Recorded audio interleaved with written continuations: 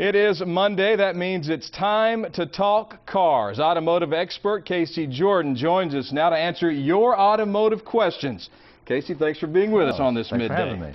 Let's begin with a question from Joan in Austin. She wants to know, what is the safest car on the road? A simple question, probably a tough answer. It is a tough answer because, a lot of people define safety by different reasons. Safety could be getting out of the way of an accident. So safety could really mean a great handling car with great brakes and things like that. But for the purpose of answering this question, let's talk about personal injury while you're in an accident. Which vehicle would have the lowest amount of medical claim payments from a vehicle history. And that particular vehicle right now is the F-150 Super Crew 4x4. So perhaps if that has the lowest injury medical payment rate of all vehicles. But in that class, you'll also see other full-size pickup trucks as well having that low medical claim payment history. Interesting, interesting. Bill in Endice wants to know, as we pay taxes on our gas to support the roads, what will electric car owners be paying for? That's a really good question, and it's a question that's really been on the government's mind.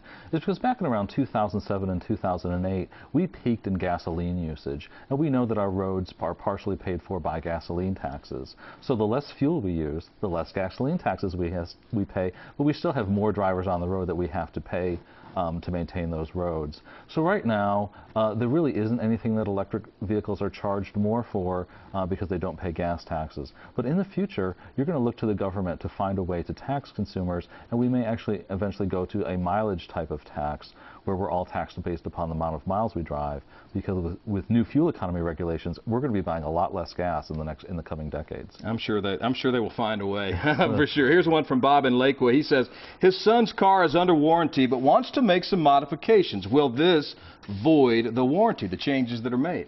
Well, it really depends upon what changes you're making to the vehicle and what the warranty claim would be. For example, if you put an aftermarket muffler system on your car and the power door locks fail, well, that's really not a related item, and so there really wouldn't be a problem with a warranty coverage. The problem lies in the fact that if you do put that aftermarket muffler on the vehicle, and say it rubs a brake line or rubs a fuel line because it's not originally designed to fit that vehicle, and you take your car to the dealership and they're going to look and say, well, the muffler is the cause, and you put this muffler on, then they're going to deny a warranty claim. But in general, you have to relate the aftermarket item to the warranty failure in order to get the claim denied.